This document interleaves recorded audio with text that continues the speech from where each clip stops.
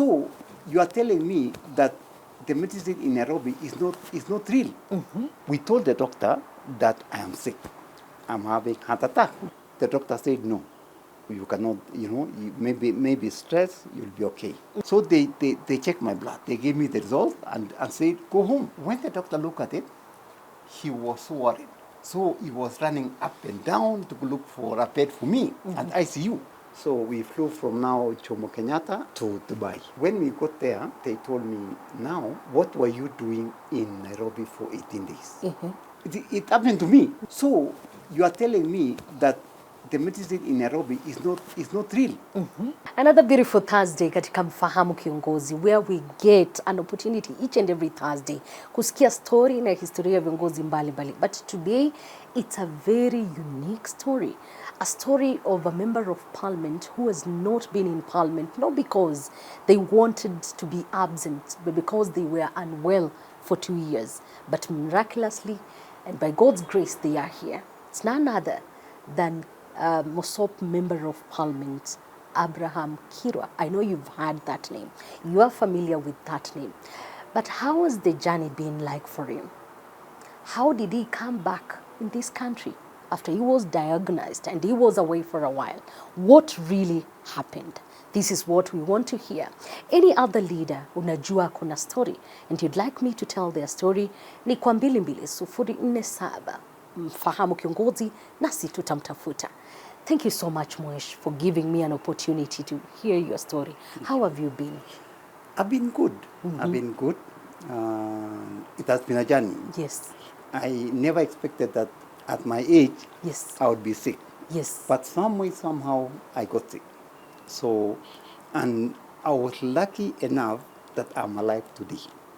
Take us to what really happened, how you got yourself to where, or rather how you found yourself to where you are.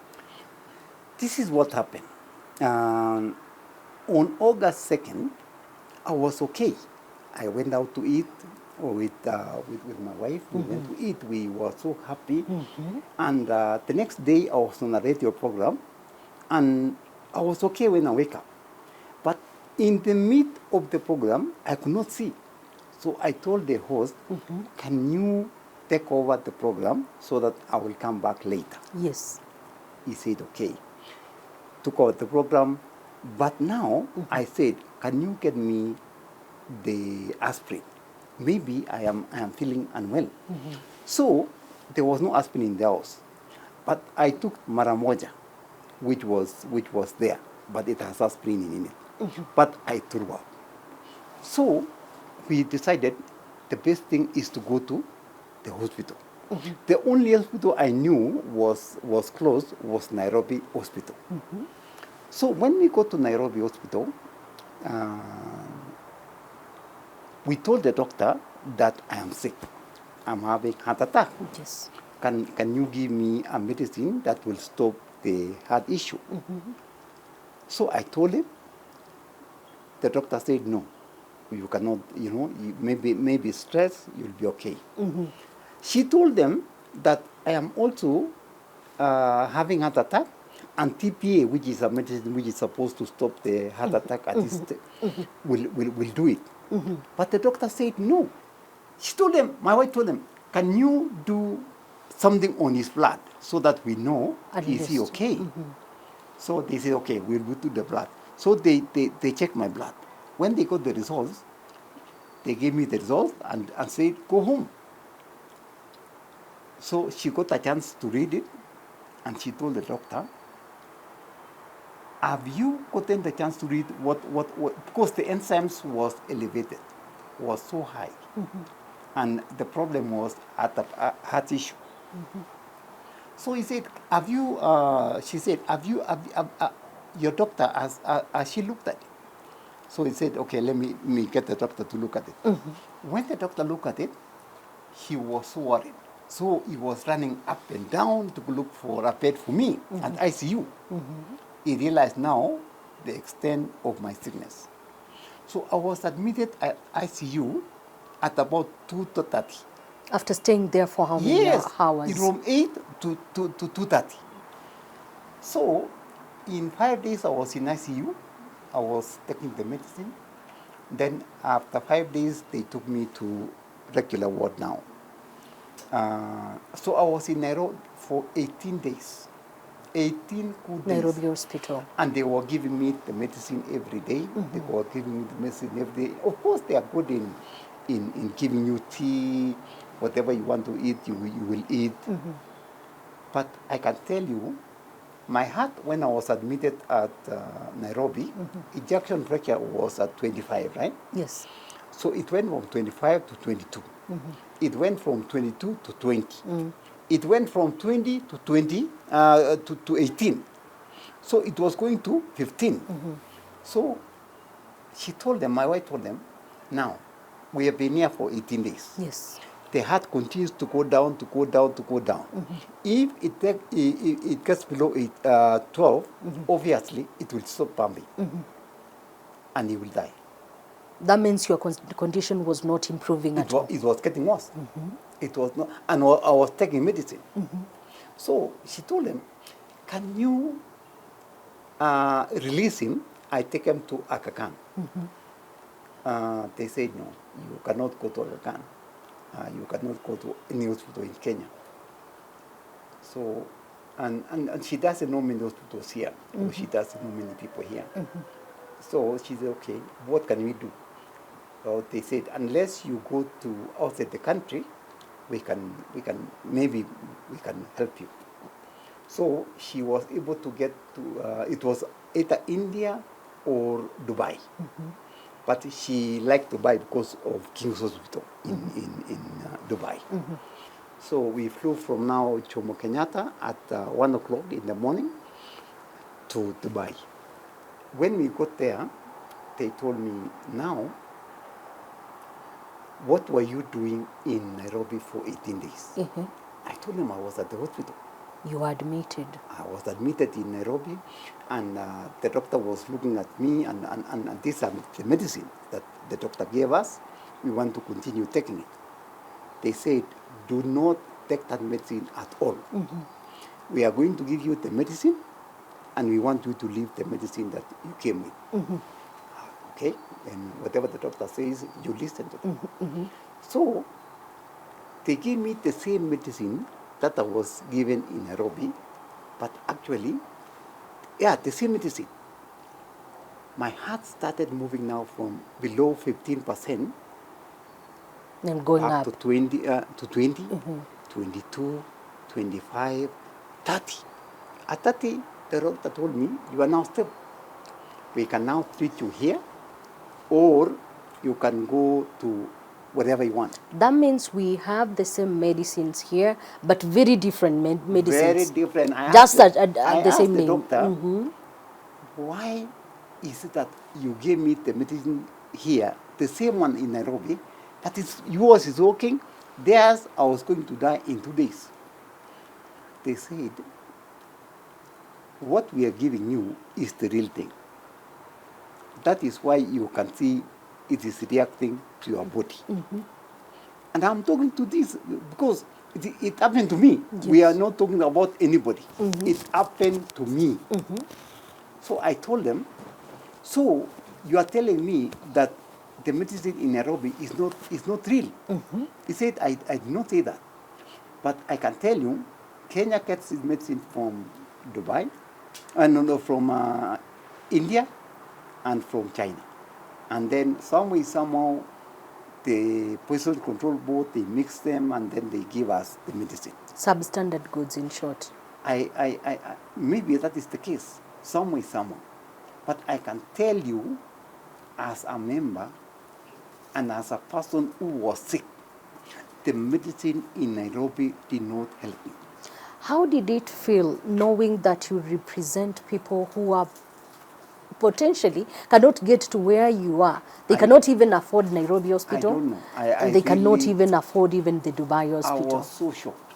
I was so shocked, Liz. I'm telling you. Yani, I said, if this is now happening to me, a member of parliament, how about somebody else who goes to common dispensary in my place, in my constituency, who happens to go to Kaiboi, who happens to go to Kabiet, or just any local dispensary. I am telling you, only God is helping us. Do you Only God is helping us, because my sisters, my brothers, my father or my parents, they go to local hospitals. But I don't know what happened to the medication that I was given. But I can tell you from my own experience, what I took in Nairobi did not help me. But what I took when I went to Dubai is why I'm alive today. Do you plan to take action, being a member of parliament, Yes. on what is happening in this country I and the am. hospital where you are in? You know, after 1 year, I was now thinking, why am I a member of parliament?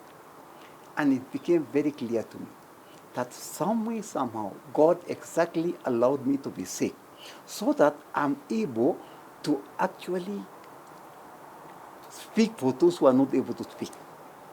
Because I am going to bring up a bill in parliament to make sure that the medication that we are taking are real things. I will make sure the Poisons and Control Board of Kenya is actually investigated. I am going to make sure that there is a bill that is going to hold the doctors accountable. Because, you know, what happens is, if you go to the doctor and you tell him, he looks at you and he tells you what is wrong with you. So he writes down some medication, he tells you, take this. You don't have a choice, you take it. But do you really know whether that medicine is It's just, real. you know, is the real thing or is a fake? Me, I believe the doctors here. But some way, somehow, Liz, I can tell you, try to get a second opinion. A second opinion will tell you whether really you are sick of that sickness or something else. And try to go to a pharmacy that is genuine, that is selling the medicine that is genuine. Otherwise, you are taking something that is just joker, and it's not helping you in any way. I know this is very controversial. I know that many people will not agree with me. Yes. But I am saying this because it Having happened to gone me. through that. It happened to me, and I was going to die in 2 days. Let me now take you back to your story. Yes. Where were you born? How was life like? And did you ever think of being a young person, this is what you wanted to do? No. You know, I was born in the village. Yes. My middle name is called Kipsang, Yes. which means I was born outside. And no, I was not even born In a house. In a house. I was not born in the hospital. I was born under the tree. Kipsang. Yes. Kipsang. Oh, now I know something about those names Yes, here. Kipsang. So I was born under the tree because my mother was in the garden. So she was in the garden digging, and then she went to labor. And when she got to labor, she couldn't get to the house. So she went to the nearest tree. And she got Kipsang. And now that is when I was born. Of course, in my village, of course, many people are born at home. Yes. They are not. You are lucky if you are born at the hospital, so that you have now records. In a family of how many people, and how was life like? My mother had 14 of us. One mother, 14 people. Being child number? 8. Oh my Me goodness. personally, I am number 8. So there are some behind me, and there are some others after ahead of you, me. yes. So I was born number 8, and I was born under the tree. My childhood, of course, was not easy because I walked to school. I went to nursery. I went to school barefooted, and I was walking about 8 kilometers to school and 8 coming back. When I sat my standard 8, I was admitted at boarding school, at a national school. But my father was not able to pay. So he said, you will go to a day school next to my home. So I went to a day school. What is the name of the school? Kurukung High School. Kurukung. Kurukung is the place I went now as a day scholar. So I used to walk every day, and every evening I walk home. While walking to school, Yes. coming back home, Yes. going back the next day. Yes. What was your dream? Now, I used to see the planes. I used to never think that one day I will fly. Never. Because, I mean, there are people who are supposed to be having good jobs. There are people who are supposed to be having flying. But for me, there was no way because I grew up in the village. I went to a day school, high school. And chances of me passing and going to a good job was really very minute. Very slim. But let me tell you, when God points at you, I can tell you, there is nothing. It will definitely happen. So when I finished my Form 4, there was missionaries in my village now. So they asked me when they came, what are you doing? I told them, oh, I just finished Form 4. I am taking care of my father's goats and animals. So this guy told me, do you want to come to America? I told him, of course, I would like to come. How do I come? So the guy said, okay, when I go back to America, I am going to send you a paper and I want you to fill it and I want you to take it to embassy. Good enough. When he go to America, he sent me a scholarship. So I fill the thing and then I send it back to him. I didn't know you are supposed to go to American embassy. So he got it. He wrote a letter because those days there was no phones. So they had to write a letter. Say, you are supposed to take this to the embassy, not to me. So when I received it again, I told my brother, we are supposed to take this to embassy. So my brother said, okay. I had never been to Nairobi even a single day. Even after Form 4? No, never. So the first day you're coming to Nairobi? Yes, without scholarship. So we were just looking for Nairobi. We got here by bus. And then the next day we went to the embassy. We gave them the letter. And we told them, we got this letter from America. Can you look at it? So they looked at it. They told me, do you have your papers from my school? I gave them my papers. They told me, okay, come for your visa in the afternoon. So I came in the afternoon for a passport with my visa. Now I was to go to America now. So I was going with my briefcase and drink. That is all I had. I didn't have any clothes. The clothes that I had was what I was wearing. They said, when you get to America, you will get clothes, you will get everything. The only money that I was able to go with is 20 shillings, $20. They said, this one, when you get to airport? Canada, no, I was British Airways, yes, I went with British. So when you get to London, you can buy soda or you can buy chai. So they gave me $20. That is all the money I went with when I went to America. $20. I am telling you. Now, it was time for me to board the plane. I had never boarded a plane ever. This was my first plane. And probably the only person in that village. I am telling you, it was the only person in that whole village to get to the plane. So when I got to the plane, they told me, oh man, we are out of the seats. The only place we have a seat is in first class.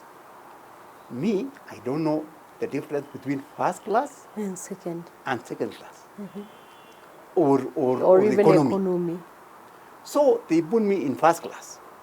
And I was holding on to my briefcase and my raincoat. Because that is all I had.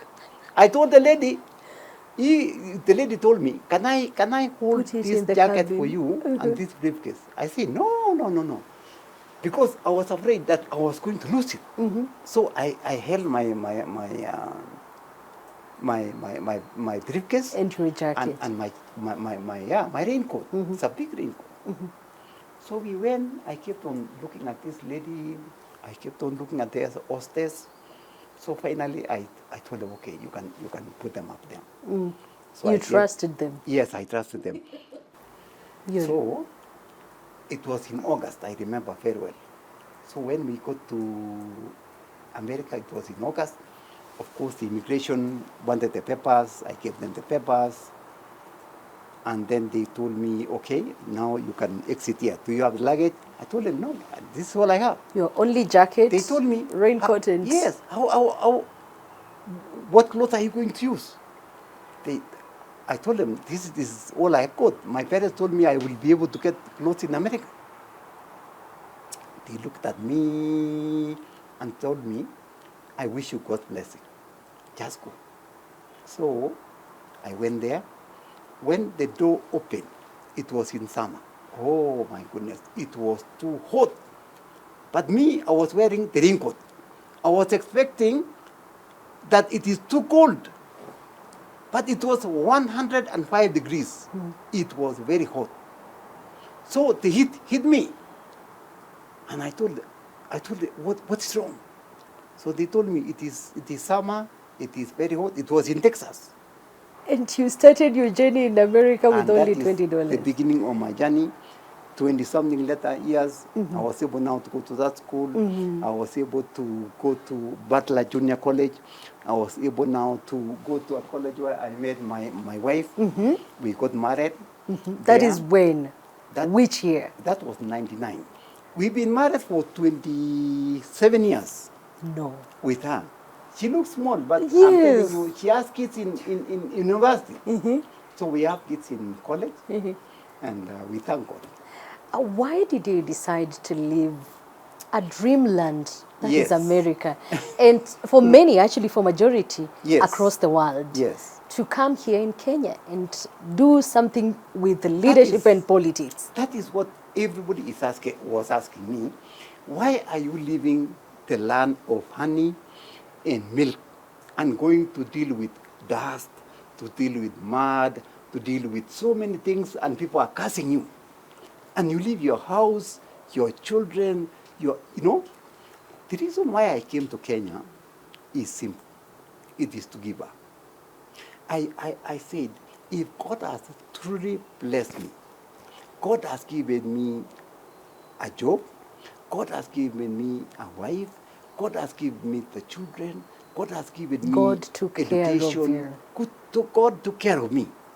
Why don't I go back and give back what I have learned? Because I have been in this America for 20-something years. Yeah. I have learned so many things. Why don't I go back and at least bring changes? At least something. So I came purposely to give back. In fact, I took a pay cut to come to Kenya. I took a lot of beating to come to this country. I took a lot of cursing to come to here.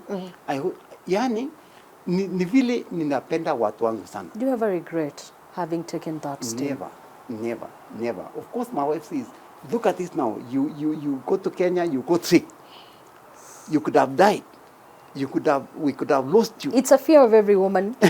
Of course it is. Yes, it is. So she was so, she said, you could have stayed in America and you could have enjoyed healthcare, you could have enjoyed, you had a business, we were living well.